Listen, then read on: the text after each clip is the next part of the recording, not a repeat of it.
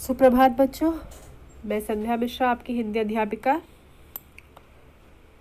आज के सत्र में आप सबका स्वागत है। तो आज के सत्र से पहले हम कल के सत्र के बारे में चर्चा करेंगे। कल के सत्र में हमने आपको रैदास जी का पहला पद बताया था, जिसमें उन्होंने ईश्वर से स्वयं की तुलना की है कि ईश्वर यदि चंदन है तो मैं पानी हूँ, और ईश्वर यदि बादल है तो मैं मोर हूँ।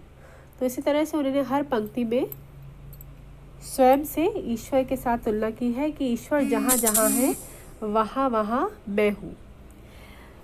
तो अब दूसरा पद है इनका, आज हम उसके बारे में चर्चा करेंगे, उसकी व्याख्या करेंगे, ध्यान दीजिएगा।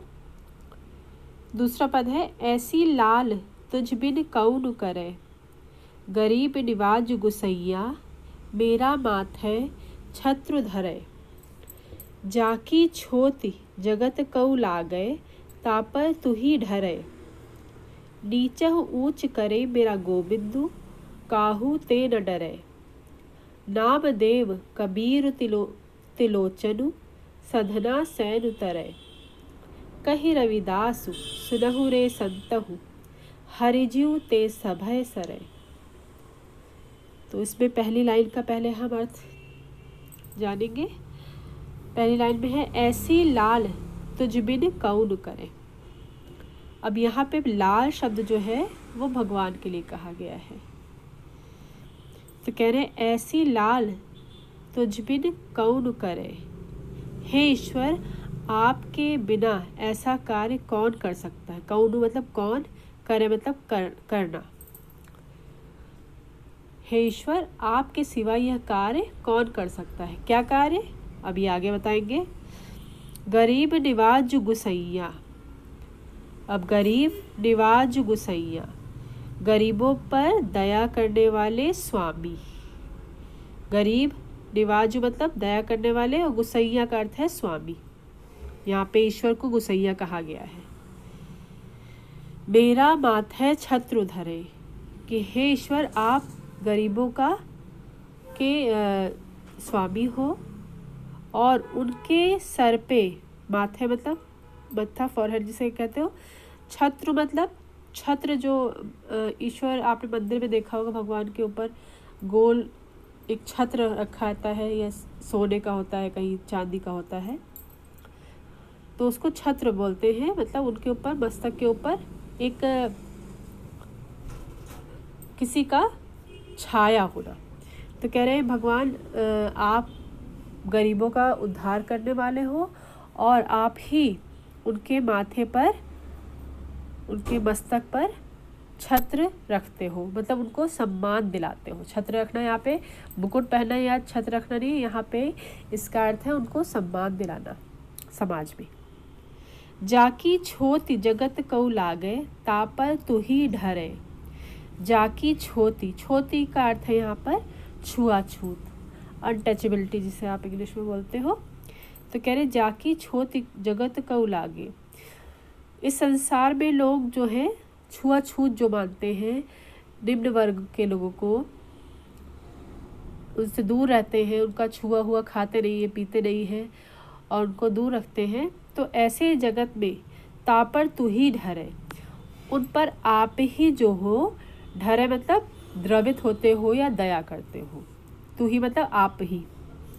तो जहाँ पर इस संसार में लोग छुआछूत मानते हैं, जिन लोगों को, निम्न वर्ग के लोगों को, उनका आप ही उन पर दया करते हो। कैसे, नीचह ऊंच करे मेरा गोविंद, काहू ते न डरे, कि आप नीचे वालों को ऊंचा स्थान देते हो। निम्न वर्ग को, जिनको लोग छुआछूत मानते हैं, उनको, उनसे बोलना पसंद नहीं करते, उनके पास आना पसंद नहीं करते हैं, ऐसे लोग को आप जो है ऊंचा स्थान दिलाते हो समाज में। और मेरा गोविंद, गोविंद भी यहाँ ईश्वर को कहा गया है। कह रहे, काहू ते न डरे, और ऐसा करने में आप किसी से भी डरते नहीं हो। आपको निम्न वर्ग के लोगों को ऊंचा स्थान दिलाने में आप ही दिलाते हो, और किसी से भी इस कार्य को करने से डरते नहीं हो। नाम देव कबीर तिरोचन सधना सैन उतरे। और ये सब जो नाम है, नामदेव, कबीर, तिलोचन और सधना, ये सब संतों के नाम हैं जो जिन्होंने मूर्ति पूजा ना करके भगवान की ऐसी भक्ति करी है। और ये भी जो थे, इनको भी संसार में छुआछूत इनको माना जाता था, इनसे कोई इनका छुआ खाता नहीं था, पीता नहीं था, इनको दूर रखते थे। ये चारों जो हैं प्रसिद्ध कवि बन गए हैं। सैनु भी है इसी में। और उन सब का तरह मतलब उद्धार किया है आपने। यहाँ पे कवि ने एक उदाहरण दिया है कि आप जिन लोगों से को सब छुआछूत मानते हैं, उन लोगों का आपने उद्धार किया है, जिसमें ये सारे नाम दिए गए। नामदेव, कबीर सभी जानते हैं, नामदेव भी है संत, त्रिलोचन है, सधना है, सैन, उन सब का आपने उद्धार किया। तरह मतलब कल्याण किया है, उद्धार किया है, इनको समाज में एक ऊंचा स्थान दिया है। आप सभी जानते हैं। देखिए, निम्न वर्ग के होते हुए भी आज भी हम उनकी कविताएं पढ़ते हैं और उनका जो आज भी नाम जो है सभी लेते हैं और आगे भी आने वाले समय में लेते रहेंगे। कही रविदास सुनहु रे संतहु हरिजू से ते सभय सरे। इसी प्रकार से रविदास कहते हैं। और सुनो संतो, संत मतलब संतो, सभी लोग सुनो। रविदास कह रहे हैं कि हरि के जीव, हरि जीव मतलब हरि के मन में सभी जो है एक जैसे हैं, वो किसी में भेदभाव नहीं। हरि के मन में मतलब भगवान के मन में कोई भी अलग अलग नहीं है, उनके लिए सभी बराबर हैं। चाहे वो निम्न वर्ग का हो, चाहे छुआछूत वाला आदमी हो, चाहे उच्च वर्ग का हो, सभी के लिए ईश्वर जो है एक ही जैसा स्थान रखते हैं अपने मन में और उनको एक जैसा ही मानते हैं। तो ये आपका दूसरे पद की व्याख्या हो गई। यहाँ पे कई जगह पर भगवान के नाम जो है अलग अलग तरह से नाम लिए गए हैं। जैसे लाल भगवान का नाम, गोसैया भगवान का नाम है, गोविंद भगवान को कहा गया है, हरि भगवान को कहा गया है। ठीक है, तो इस तरह से ये चीज़ आपको आगे प्रश्न भी आएगा, उसमें आपको करना होगा। ठीक है, तो आज बच्चों यही है आपका गृह कार्य। आपका इसी पद से संबंधित गृह कार्य है आपका।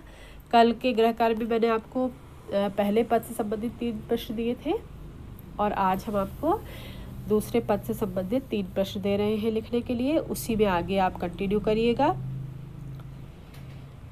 ये 3 प्रश्न हैं। पहला, दूसरे पद में कवि ने गरीब निवाजू किसे कहा है, स्पष्ट कीजिए। ठीक है, किसे कहा है गरीब निवाजू बताते हुए उसको आपको लिखना है 2 लाइन में। दूसरे पद की जाकी छोती जगत कऊ लागे तापर तू ही ढरे। इस पंक्ति का आशय स्पष्ट कीजिए। इसमें क्या बताना चाह रहा है कवि, ये आपको बताना है। आशय स्पष्ट करना मतलब उसमें क्या अर्थ निकल रहा है उस लाइन का। तीसरा है, रैदास ने अपने स्वामी को किन किन नामों से पुकारा है। अभी हमने आपको बताया है कि रैदास को किन किन नामों से पुकारा गया है, स्वामी भगवान को। उसके बाद आपका है चौथा प्रश्न है, निम्नलिखित शब्दों के प्रचलित रूप लिखिए। अब ये क्योंकि भाषा जो है इसमें कविता में जो भाषा पद जो है रैदास के, इनमें इन्होंने अवधी खड़ी बोली का प्रयोग किया है, राजस्थानी। लेकिन आपको जो है अपनी सिंपल भाषा प्रचलित जो हम लोग आपस में बोलते हैं वो भाषा लिखना है। जैसे मोरा है, मोरा का अर्थ क्या होता है, मेरा। ठीक है, मोरा का अर्थ है मेरा। तो इसी तरह ये जितने भी चंद, बाती, ज्योति, बरय, राती, छत्र, धरय, छोती, तू ही, गुसैया, इन सब का आपको प्रचलित अर्थ लिखना है, जो हम आम भाषा में प्रयोग करते हैं उनका अर्थ लिखना है। ठीक है, तो ये 4 प्रश्न हैं आपके, दूसरे पद से संबंधित है। आप इन चारों को कल वाले ही जो कल कार्य किया था 3 प्रश्न, उन्हीं में कंटिन्यू करिएगा। ठीक है, आज के लिए इतना ही बच्चों, धन्यवाद, अपना ध्यान रखिएगा।